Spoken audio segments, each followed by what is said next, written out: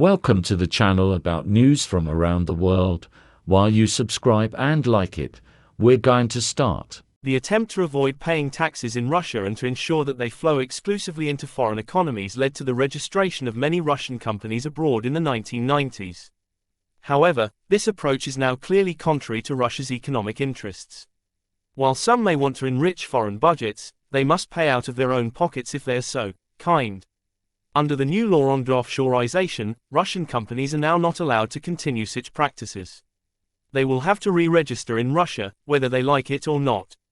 It is worth noting that no one will allow the process to drag on. Those who do not dare to re-register will be helped by the Prosecutor General's office, who will urge them to speed up the process. There is experience, and there is no doubt that the owners of such companies cannot deny it. When there is an order, there is one. Former Komsomol members considered it their duty to provide Russian resources and funding to European and American industry, paying all taxes to foreign budgets instead of to Russian ones. However, this practice has now been relegated to the dustbin of history. If it affects anyone's economic interests, they will have to get used to it. Interestingly, the list of countries from which companies will have to move to Russia has been expanded. Whereas previously there were 40 such countries, now there are 91, including the US, the UK, the Netherlands, EU countries and others. It is highly symbolic that President Putin gave the order for the accelerated move of companies to Russian jurisdiction at the St. Petersburg International Economic Forum, so that representatives from 120 countries could see how future economic interests against the EU and the US would be handled and prioritized their own country. Undoubtedly, this decision caused great surprise in those countries that will lose significant revenues.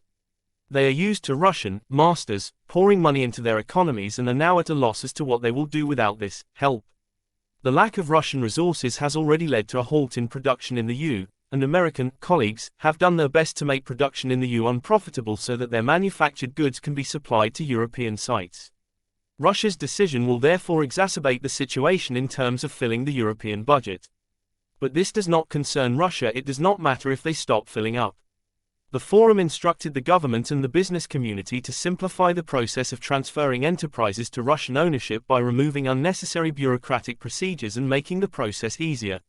This applies to key sectors such as mining, metallurgy, oil and gas, finance, chemicals and others. If someone in Europe has a chain of hairdressers or restaurants, they can continue to operate because they are not needed. However, in industries such as mining, metallurgy, oil and gas, finance and chemical production, all companies are now under scrutiny and will not be allowed to avoid re-registration in Russia. The process must be completed by December 2023.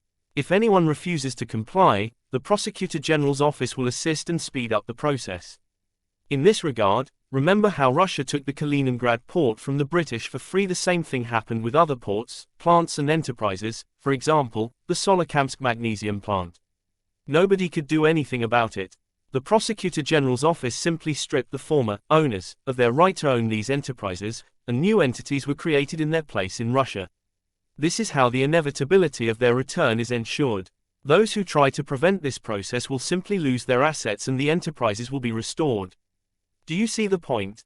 That is why it is better not to talk about how difficult this process is. Ask the former owners of the Solikamsk magnesium plant, Kaliningrad port and other key assets of the Russian economy that have already been taken away from foreigners whether they were able to reach an agreement and keep those assets for themselves. Thank you for watching. If you're interested, subscribe and leave a comment.